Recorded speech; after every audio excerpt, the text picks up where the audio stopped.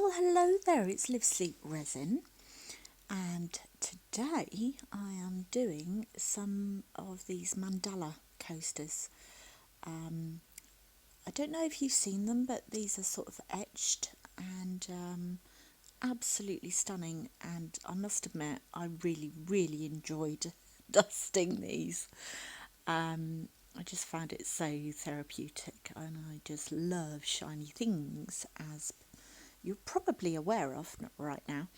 So the stuff that I am putting it on with, so the first lot was Mehron powder in gold, and this is beautiful floating silver, I think it is, from Jade at Resin Supplies Den. And you can see that I kind of gave up with in the first shot I'd bought one of those silicone tools to apply it, and I did find that quite easy, but the end just fell out and it was really difficult to put back in, and that has happened with pretty much all of them, so I would not recommend. And here I am colouring one in sort of a bronzy colour with a Posca pen, and you'll see in a minute that I kind of give up with this one halfway through, because I don't know, it kind of doesn't seem to stick that well.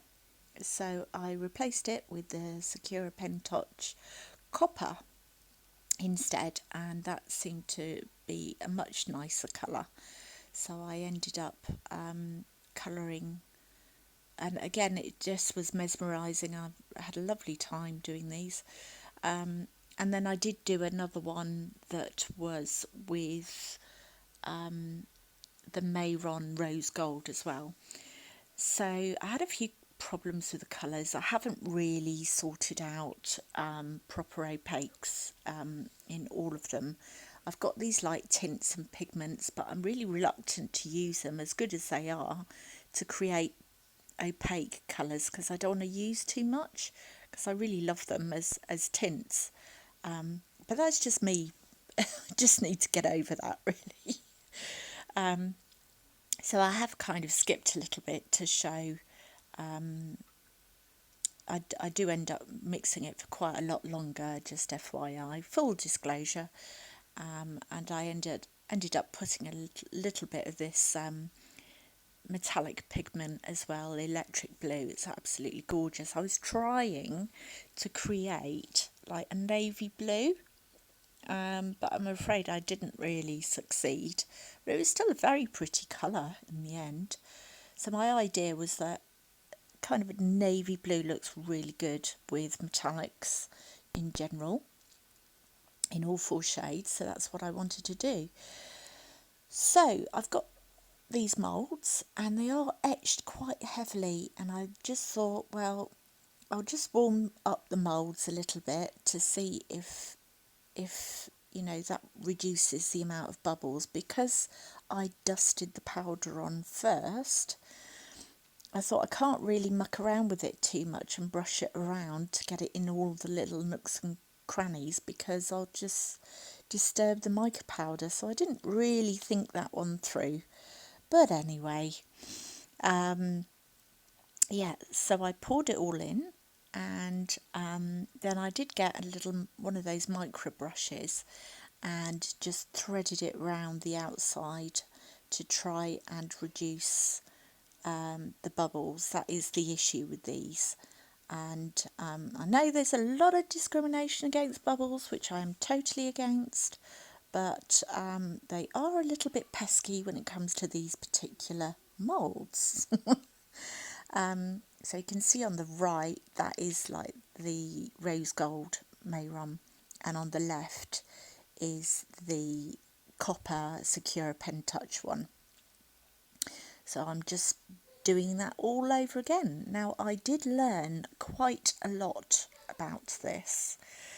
And I don't know if I mentioned this in the unmoulding, but I think there is a reason why you do need to actually,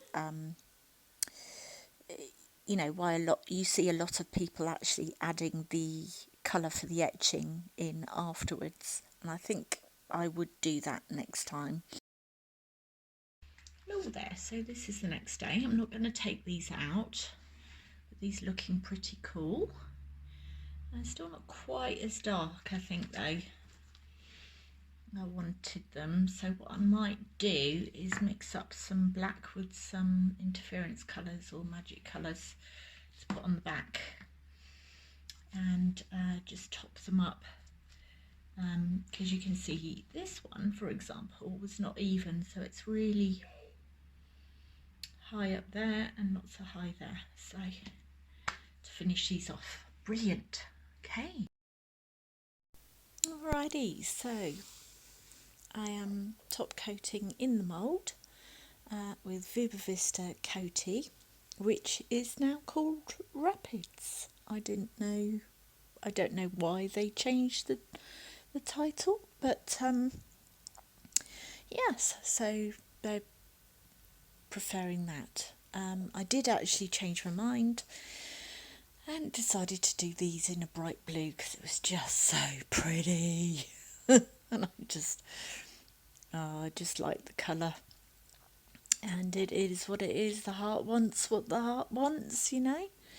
And yeah, resin has a way of kind of taking hold of you and saying, no, you don't want to do that, you want to do this, and it kind of, I don't know, well, while I'm doing it, I just feel like it's guiding me, you know.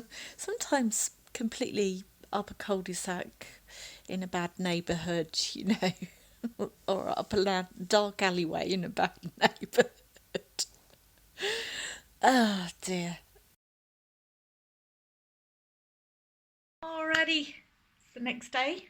Gonna do the demo. Yay! So beautiful. Hey, just look how shiny that is. God, I hope these turn out all right. Okay. Right. Are you ready? Let's do this. Let's go disco. Oh. So I've never used these moulds before. I'm from Resin Supplies Den. Oh, definitely a bit more difficult to demould. Oh my goodness! So that is the like copper. Pretty, huh? So intricate. And then what's this one? This one is, oh, look at that. So that is the gold.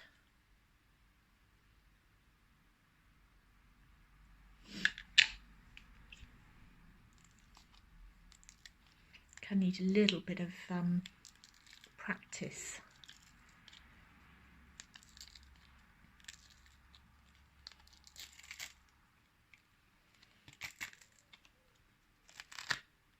That is the silver. See, that's not really come out that well.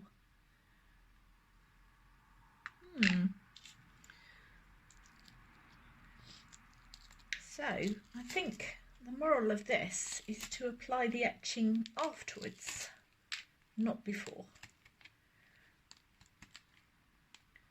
Well, I'm glad I did it. Just wish I hadn't done 4. But they're still ever so pretty, don't you think?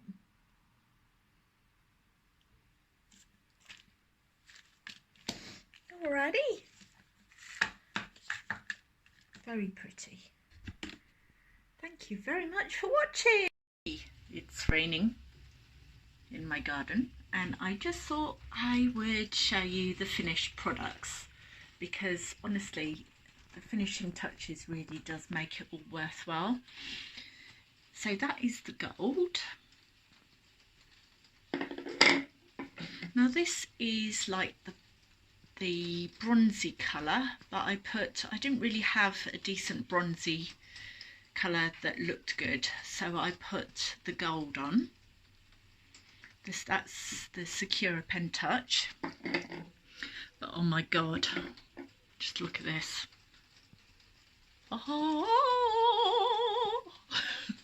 So that's the pink with the like pink Mehron underneath. I mean, it just looks so pretty, doesn't it?